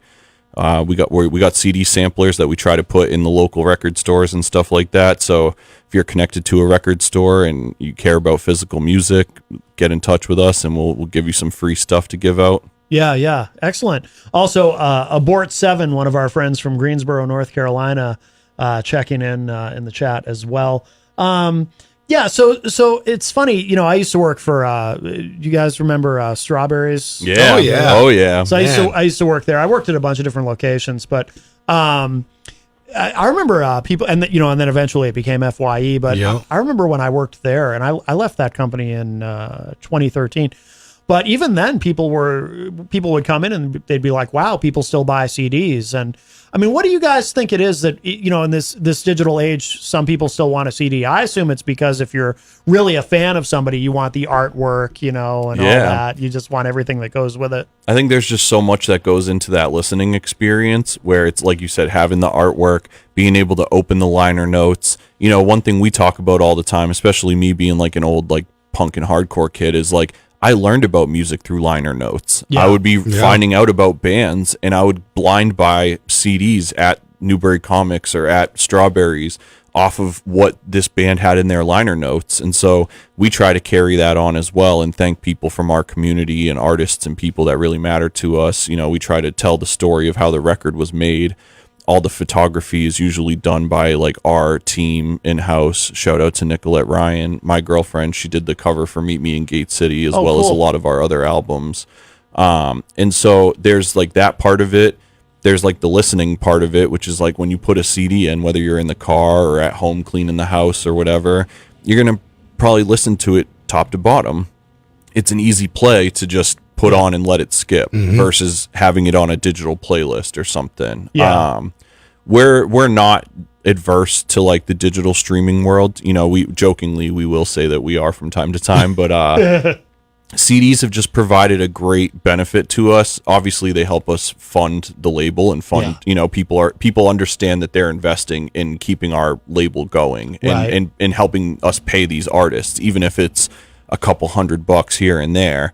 We're investing in keeping them going and building upon their platform. Yeah. So that part of it's really important. And then there's just like a collectability to it too, where it's like, having all of the different catalog numbers and having the CDs and which artwork are you going to display on your shelf, or which one are you going to listen to in the car? It creates conversation. People have to come up and talk to us at the merch table. We know who our listeners are. We have so many of the names and addresses of the people Emails, that support us. And so we can contact them directly and keep that line of communication open without getting lost in we're not that popular on Instagram. We don't get that many likes on a post, so no one's going to see our next video. those things are gonna we're always gonna have to overcome that adversity. Yeah. But why not have this like handshake deal where it's like, you like our music, so you're gonna be the first one to get it, and we're gonna give it to you in the best format and the best quality that we can do. Yeah. And these people, and the more these people buy the CDs, we're going to be able to do vinyl eventually. Yeah, and we'll keep expanding because we love physical media as a whole. You'll notice in the gift pack that I gave you, there's actually a book in there. We put out a book in 2021. I'm gonna go ahead and open this now. Yeah, go for it, while man. You're talking about yeah, it. definitely. Please do. We helped co-publish a book with the Underground Writers Association, and so it's a volume of all poetry of people from like New Hampshire and South Africa.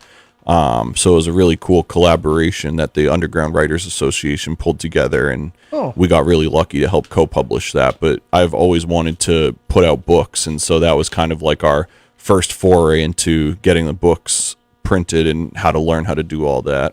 This is really well sealed. By the way, Jenny, they brought one for you too, so I'll be bringing you home one of these. But I'm thinking, do you guys want to do another song? I mean, I won't say no. Why don't? Because I'm thinking, if you want to do another song, and while you're doing that, I'll figure out how to open this pack. At least we know it's secure. Yeah. Shout out to everyone that orders through our web store, because now you know that our packaging is secure when you get your packs in the mail. I can attest. No, that's a good thing. That's a good thing. But I'll find something sharp to open it with. But you guys want to do? Should we go to the next track? Let's jump to 7. I think 7. Okay. Yeah. No, sorry. You thinking of 6? 6 is is diminished. 7 is the business. The realness, yeah. Oh, I have it numbered wrong. we wrote down a different set list. That's another reason why we make CDs. Has the track listing on the back. Yep. Gotcha. Yeah, this song, this little ditty right here is called "The Realness." Oh, the realness. Oh, what did I say? I said The Business. Why did I? That's a great title too. Shout out to The Business though. It's a great hardcore band. There you go. All right, yeah, maybe I need to get my eyes checked. I had LASIK and everything. I'm starting to wonder. All right, so The Realness, that's the one you're doing. All right, cool. All right, here it is, The Realness. This is Cody Pope and Byron G with us live in studio.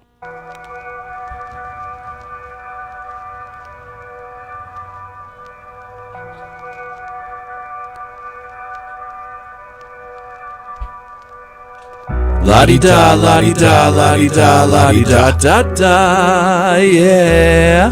La-di-da, la-di-da, la-di-da, la-di-da-da. La-di-da, la-di-da, la-di-da, la-di-da-da-da, yeah. La-di-da, la-di-da, la-di-da, la-di-da-da. Yo, my life is barrenness and Coltrane mixed in a blender. Most days are complicated, beautiful if I remember. Lately though, I hate me, I can't take no more Novembers. My best days was the night or two had a bender. Thought I was moving on up like Mr. Jefferson. Yet I'm a loser who just waiting for a check again. Checking in, having hard times lately texting friends. Got money coming, but so broke I needed second hands. My fam wants sunny days and happy songs. I can't relate, frankly, the reason that I'm laughing wrong. No, I got skill, though I be lapping y'all.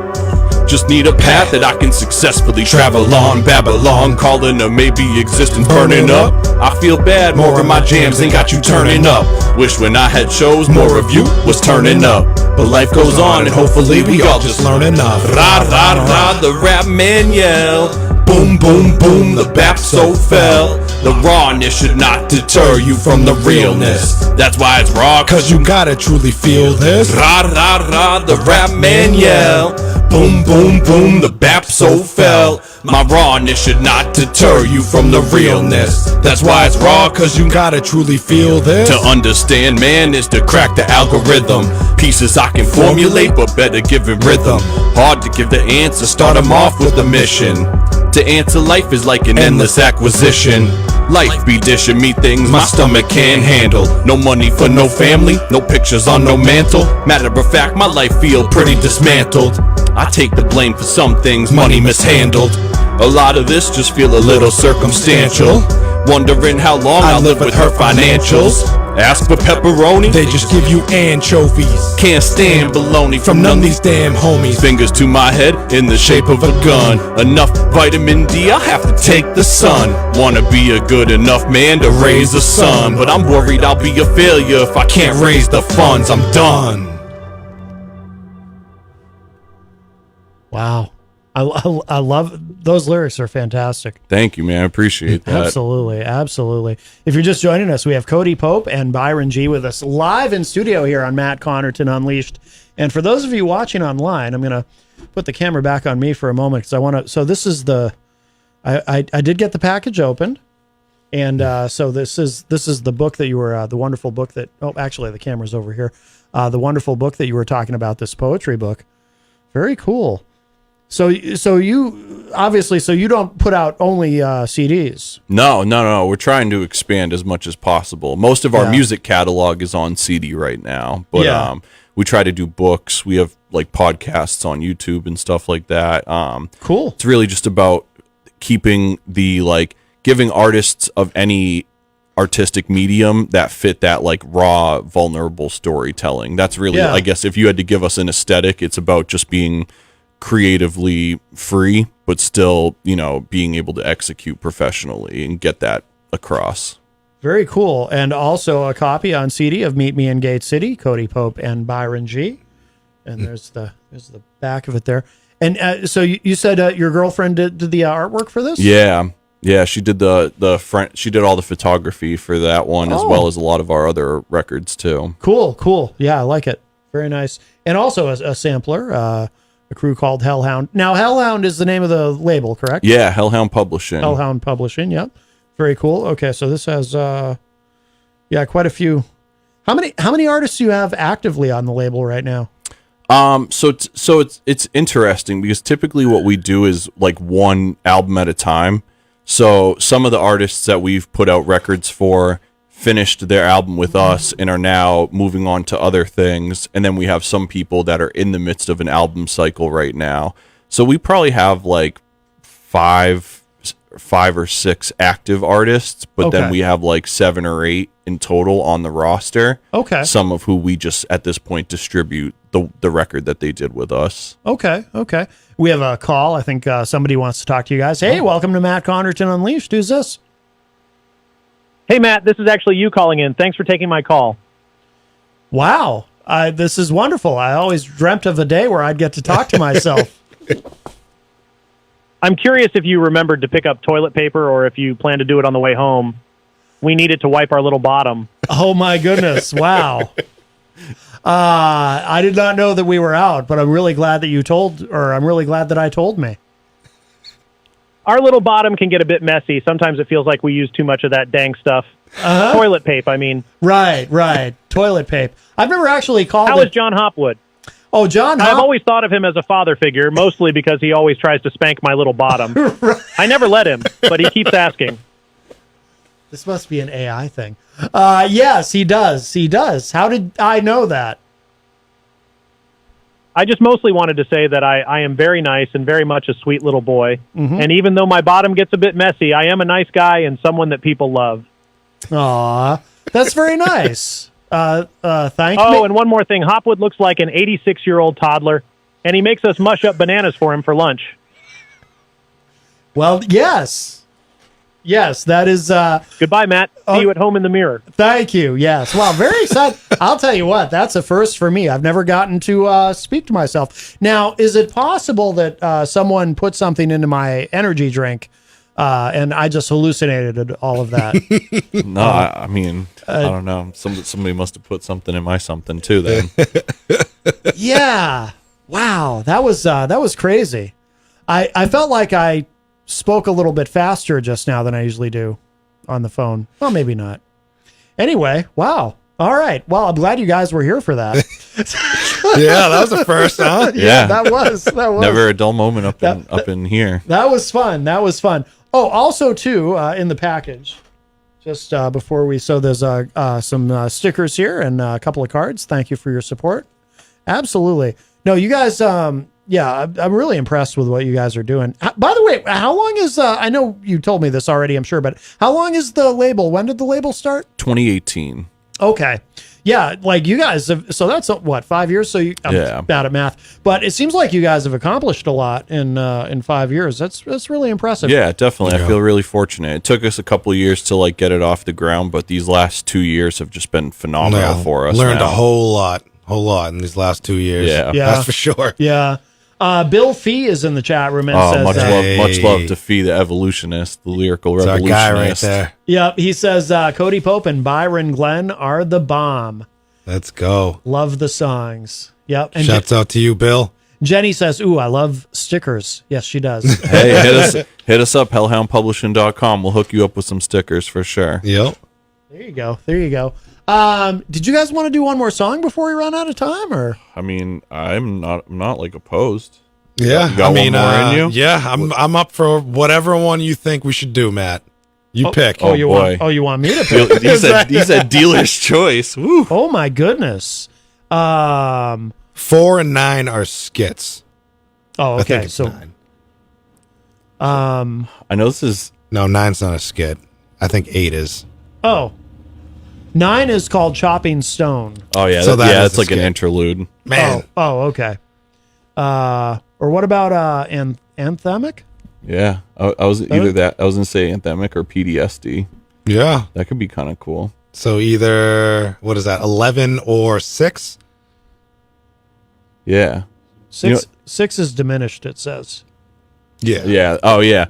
That's the right one though? Right? Yeah, it is. Can we do so? We don't play this song live at shows. This kind of goes back to when you're playing live, you got to keep a certain energy. Yeah. But when we wrote this song for the album, and it's a little bit of a concept song. I was really inspired. There's like an old Nas song that he does from like the perspective of the gun. Yeah. And I gave you power, and so I kind of took. You'll figure it out by the end of the song. But I took something that I was dealing with and tried to manifest it into its own person. Okay. And so, like, throughout the song, you'll quickly pick up who Petey is. The song's called PTSD. Okay. This was track 6. I just want to make sure I grabbed the right one. Yes, okay, that's cool. right. All right, cool. All right, here they are, Cody Pope and Byron G live in studio. It's been a minute since we've done this. I was gonna say, don't yell at me for having my cheat sheet out here. No worries. I just figure we never do this one, No. so it's cool to do it here for a little rare radio performance. Shout out to everybody holding on.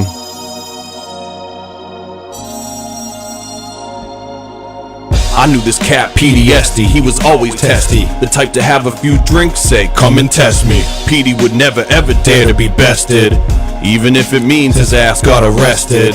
Always stressing, hard to understand why. Your man will even let the hands fly on a damn fly. One of the few whom y'all never seen the man cry. Whatever you plan to do, he's probably anti. Cynical comedian at everyone's expense. Funny till it's on you, you probably on the fence. Willing to make tears so large they don't mend. Opinions so strong, my God, they don't bend. Nobody's asking, nobody know how he doing. Look like he's winning, but really inside he's losing. Maybe not the race, but the destiny that's looming. A type of hell most certain to drag you in. Man, I can't stand the man I see in the mirror. A man that demands way more and way clearer. They say life is beauty, but some days I fear her. Less fear of death, even if she be nearer. Man, I can't stand the man I see in the mirror. A man that demands way more and way clearer. They say life is beauty, but some days I fear her. Less fear of death, even if she be nearer. It hurts him to hate and fail this hard. It's worth it to wait, they want him to stall. Don't feel like he's making it to next fall. I can't take it, can't fake it at all. Debt damage, American prosperity. Doesn't say that, only the talk scarily. Life is not a dream, merrily, merrily. These days honest is something that some will dare to be. Trying to write to those who may relate. But if you feel this feeling, I hope you find real escape. Not supposed to use I as much as I do. But when I was stuck on age, didn't wanna die, dude. Life will get better, feels like another lie too. I don't wanna live in a world where I get lied to. Don't wanna misconstrue you as on my side, dude. just awaiting the time to say goodbye to. Man, I can't stand the man I see in the mirror, the man that demands way more and way clearer. They say life is beauty, but some days I fear her. Less fear of death, even if she be nearer. Man, I can't stand the man I see in the mirror, the man that demands way more and way clearer. They say life is beauty, but some days I fear her. Less fear of death, even if she be nearer.